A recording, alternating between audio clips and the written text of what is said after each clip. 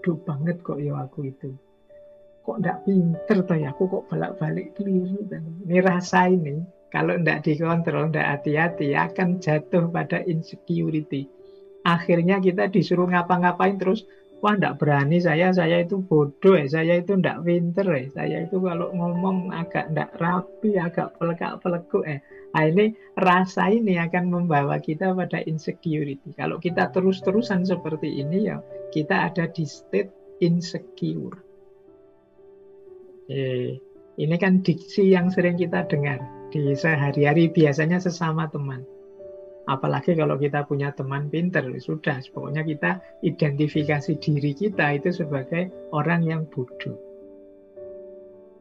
Atau yang kedua, tidak penting. Ah, apa sih aku ini? Siapa sih aku ini? Aku ini ya orang biasa, bukan keturunan siapa-siapa. Bukan keturunan orang besar, bukan keturunan kiai, habib, bukan keturunan. Aku ini tidak penting sama sekali. Tidak usah dihitung lah kan. Nah ini kalau kita punya feeling, punya rasa seperti ini, kita membaca, mengidentifikasi diri kita di titik semacam ini, ya kemungkinan kita punya gangguan insecurity tadi. Ini penting ya kita coba kita punya rasa seperti ini enggak saat kita membaca diri kita. Apa memang misalnya teman-teman merasa minder karena bukan keturunannya orang besar misalnya. Apa memang menurut teman-teman keturunan orang besar itu sesuatu yang penting misalnya.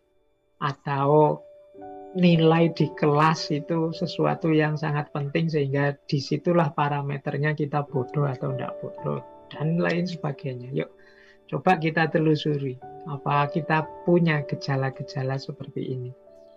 Atau kita merasa di bawah standar. Dalam hal apapun. Mungkin dalam hal kekuatan, mungkin dalam hal kecerdasan, mungkin dalam hal pergaulan. Misalnya teman-teman merasa, wah aku ini tidak gaul ya. Aku itu kalau sama teman itu kaku misalnya. Nah, terus kita semacam kecewa dengan diri kita sendiri. Wah aku itu tidak cocok ya kalau diajak acara-acara seperti itu. Aku itu orangnya itu sulit misalnya. Itu pada kita sendiri.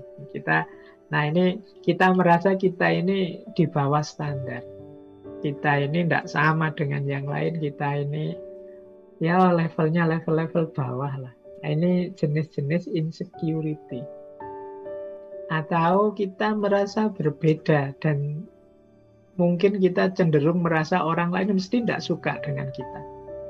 Ya kayak tadi misalnya, wah teman-temanku itu loh kalau diajak bergaul itu kok asik-asik ya, tapi aku orangnya kok tidak asik ya. Terus kita merasa mesti teman-teman tidak suka padaku, mesti teman-teman tidak suka gayaku, akhirnya kita menyendiri.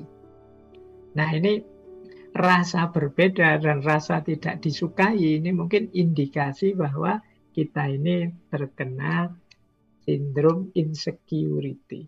Rasa tidak aman, rasa tidak nyaman dengan diri kita sendiri. Termasuk juga mungkin merasa tidak pantas. Aku ini tidak pantas kalau harus jadi ketua misalnya. Aku ini tidak pantas kalau jadi yang ngurusi. Aku ini tidak pantas kalau jadi. Nah, ini sering kita temui orang-orang yang seperti ini. Merasa dirinya tidak level, tidak pantas.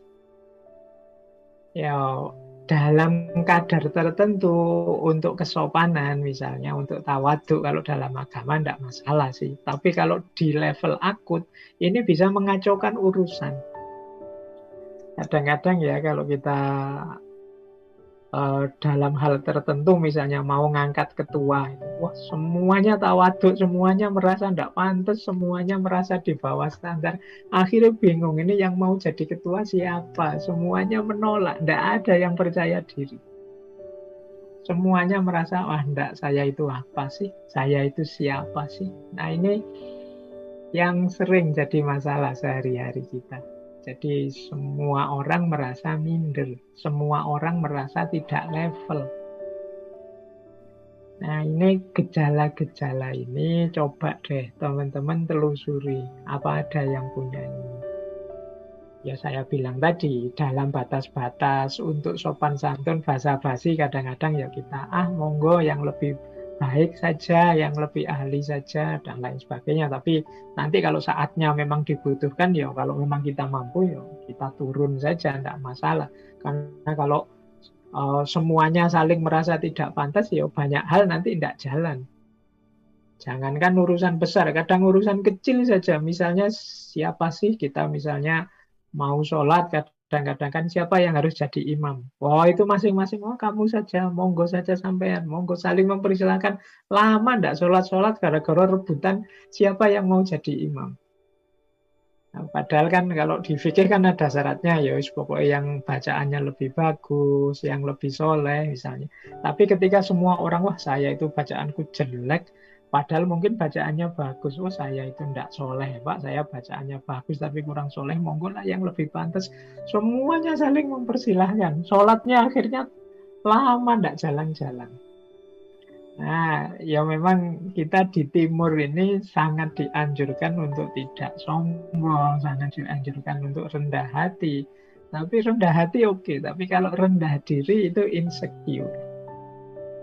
Jadi semoga teman-teman bisa cerdas membedakan mana rendah hati, mana rendah diri.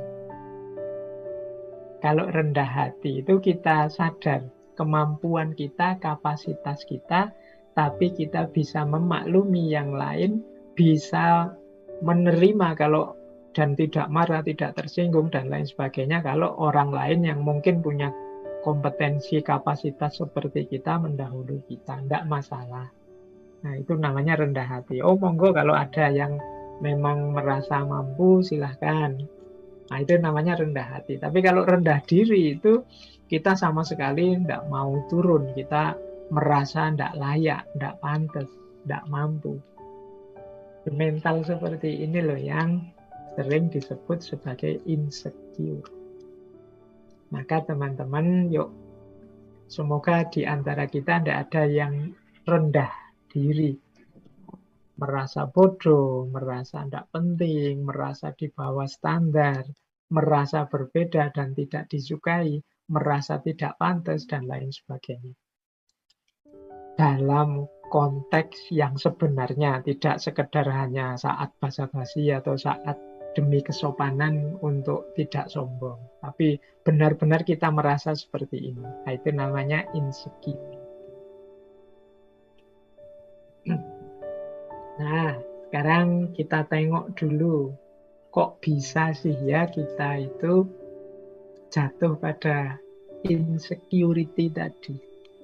Jadi orang yang minder, jadi orang yang rendah diri. Itu kira-kira sebabnya apa sih?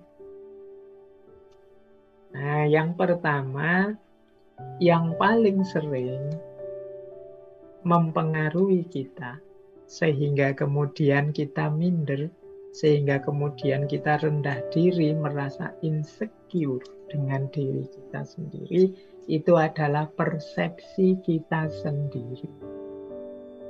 Jadi cara berpikir kita sendiri, cara kita mempersepsi diri kita, menganggap diri kita. Bahkan mungkin orang lain tidak menganggap kita begitu. Kita saja yang menganggap diri kita serendah itu. Seperti quotes yang kita bahas minggu lalu ya, kalau kita saja menghargai diri kita serendah itu, bagaimana orang bisa menghargai kita tinggi? Ibaratnya orang jualan, itu kan kita sudah menjual diri kita sangat murah, menampilkan, menunjukkan harga kita itu sangat murah, sangat rendah. Ya pasti saja, tidak mungkin orang nawar seandainya ini jual beli ya. Orang berinteraksi nawar itu terus di atasnya. Kalau dari kita sendiri sudah rendah, ya orang bahkan bisa lebih rendah dari itu. Nah ini kan kalau di minggu lalu ketika kita bahas people pleaser. Nah persepsi orang-orang yang insecure ini terhadap dirinya juga begitu. Dia tidak memahami, mengakui, apalagi mensyukuri bahwa dalam dirinya itu banyak sekali keistimewaan-keistimewaan. Dalam diri kita itu banyak sekali potensi-potensi untuk bisa kita hidupkan. Kita terlanjur menganggap diri kita rendah, akhirnya ya kita tidak ngapa-ngapain. Atau kadang-kadang standar yang kita ikuti. Jadi salah standar. Misalnya ya, hari ini kan kayak tadi banyak orang operasi plastik misalnya. Standarnya mana? Itu kan terus orang milih, ada yang milih standar gaya Korea mungkin, atau milih standar gaya Barat. Nah, ini namanya standar. Nah, ketika standar, saya tidak tahu apakah memang cantik itu harus versi Korea ataukah gagah itu versi Barat yang seperti apa. Tapi ketika ini standar ini sangat jauh untuk kita jangkau, tentu saja kita akan merasa diri kita sangat rendah. Oke, coba ngambil standar yang masuk akal saja, mungkin kita tidak jatuh pada insecurity. Kenapa kita mempersepsi diri kita terlalu rendah? Kemungkinan standar yang kita ikuti, kita tetapkan terlalu tinggi. Atau terlalu tidak nyambung dengan kita. Akhirnya ya kita menganggap diri kita benar-benar rendah. Padahal ya kayak kasusnya operasi plastik tadi ya kan, setiap orang itu kan kalau dari sisi estetika itu kan ada teori yang jenisnya subjektivitas. Jadi cantik, indah, harmonis dan lain sebagainya itu ya hubungannya dengan persepsi masing-masing subjek. Bagi seseorang mungkin sesuatu itu sangat indah, tapi bagi orang lain bisa biasa-biasa saja. Nah, ini urusannya standar. Jadi akar kenapa sih orang kemudian menganggap dirinya sangat rendah, dirinya sangat tidak penting, jangan-jangan ngukurnya terlalu jauh.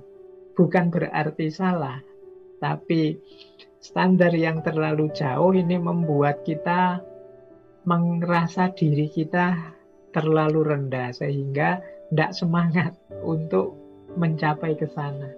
Akhirnya berhenti, apalah aku ini. Nah, ini yang pertama biasanya. Yang paling banyak sebenarnya yang pertama ini. Persepsi kita terhadap diri kita dan juga standar-standar yang kita ikuti.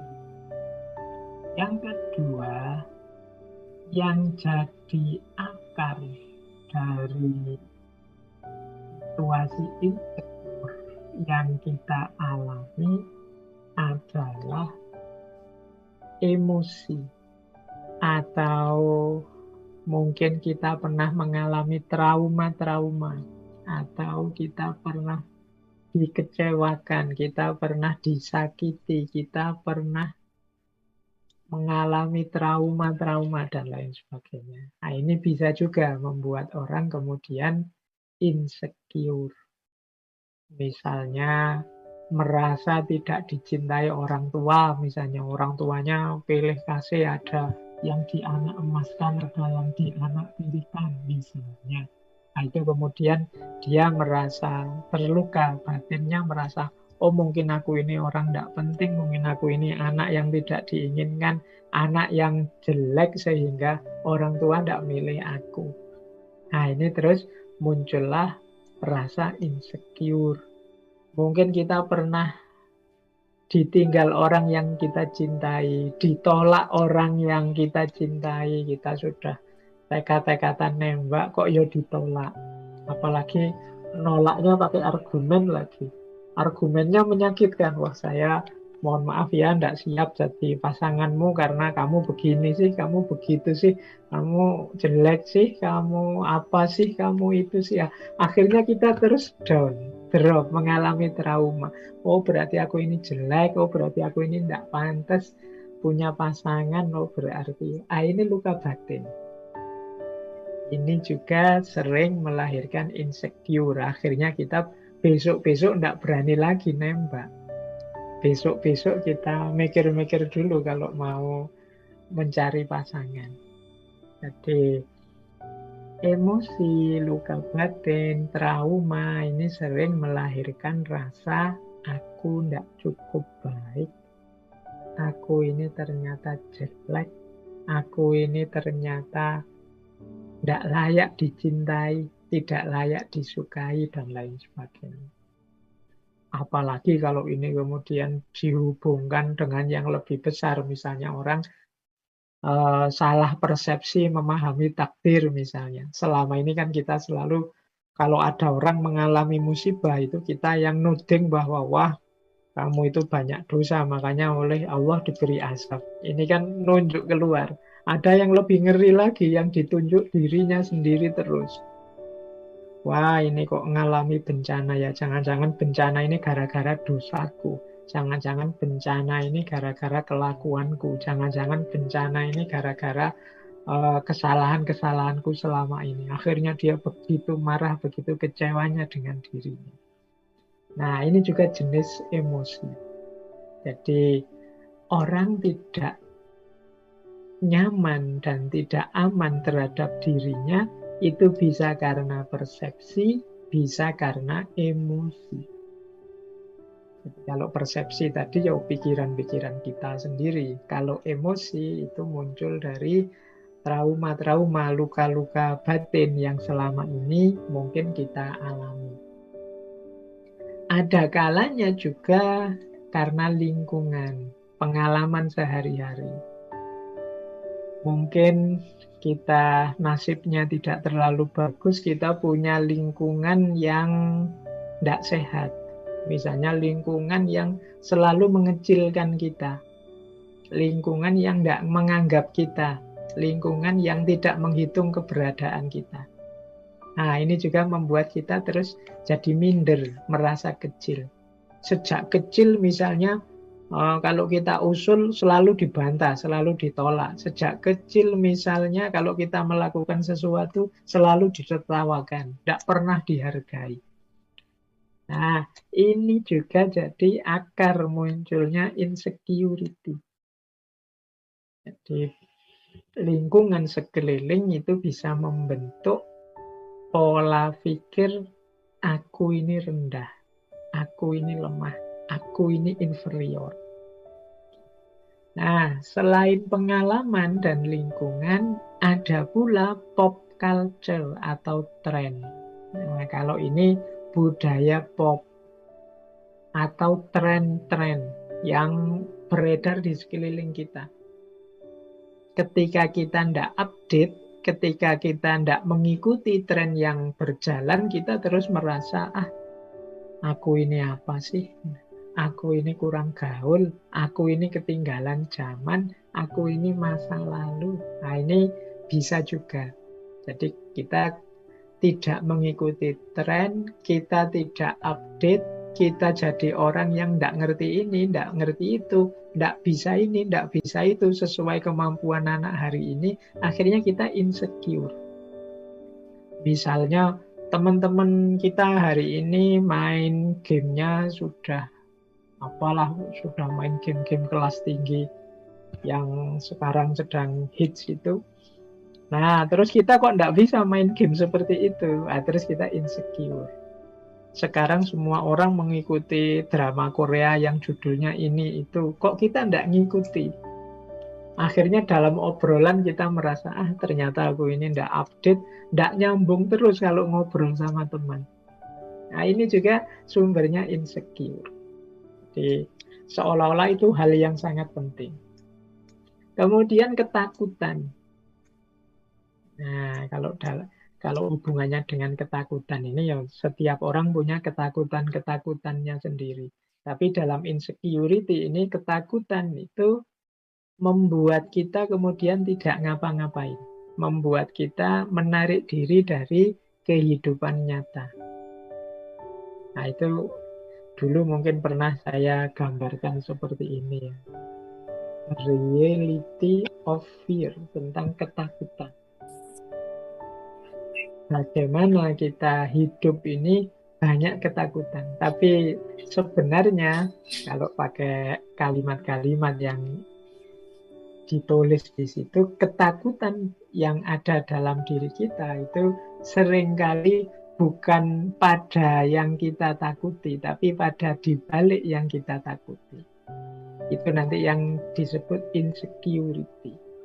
Misalnya di situ ada kalimat, engkau sebenarnya tidak takut pada kegelapan. Engkau hanya takut pada apa yang ada di balik kegelapan itu. Tapi kita menganggapnya, saya takut kegelapan. Nanti orang insecure juga begitu. Mungkin kita itu tidak takut pacaran, tapi takut ditolak. Kita tidak takut ujian, tapi takut nilainya rendah. Nah, ini loh yang jadi sumbernya insecure itu. Jadi kalau nanti kita meneliti dalam diri kita, kok aku bisa insecure ya? Awas salah identifikasi tentang ketakutan kita. Engkau tidak takut ketinggian, tapi engkau sebenarnya takut jatuh. Engkau tidak takut orang-orang di sekelilingmu, maksudnya engkau tidak takut sebenarnya, engkau itu tidak takut bergaul kok, engkau tidak takut bersosialisasi, cuma engkau hanya takut ditolak orang. You are not afraid to love, you are just afraid of not being loved back. Engkau sebenarnya bukan orang yang takut mencintai, tapi takut tidak dicintai kembali. Engkau sebenarnya tidak takut untuk melepaskan dia, hanya saja engkau takut hidup tanpa dia. Engkau bukannya takut untuk mencoba kembali, tapi engkau sebenarnya takut kalau tersakiti kembali. Nah, ini sebenarnya mengidentifikasi ketakutan kita lebih dalam. Disitulah sumbernya insecure. Jadi yang kita anggap ketakutan di luar itu sebenarnya rahasianya ada di dalam. Inilah akar-akar dari insecurity yang ada dalam diri kita.